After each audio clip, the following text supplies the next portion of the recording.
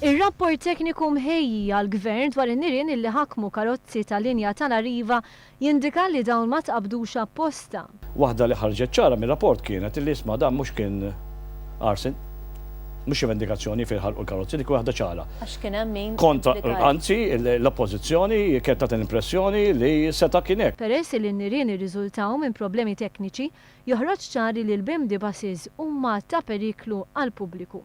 Għalhekk il-Ministru Joe Mizzi qal li dawn mhux se jerġgħu jinstaqgħu fit-toroq Maltin, pass li għandu wkoll inaqqas it-traffiku. Fejn wasaltu u x'fih dan l-imbirak rapport? Nies ħalabila ċara, l-BMD buses mhux se jkunu fit-toroq, dik hija ċara, deċiża.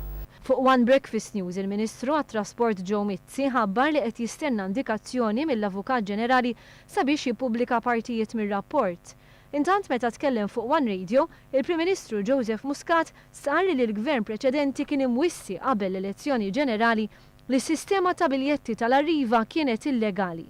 Is-sistema tiddiskrimina bejn min hu Malti u min mhux.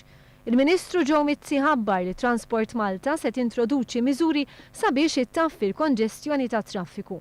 Dawn jinkludu maniġjar aħjar tal-volum ta' traffiku u proġetti infrastrutturali.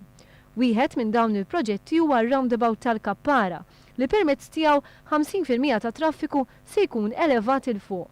Proġetti ieħor jinkludi wkoll it-twessieħ ta' triq reġjonali minn 2 karreġġjati għal 3 u pedestrian crossing. F'pajjiżna hawn iżjed minn 320,000 vettura, 79% minnhom huma karozzi privati.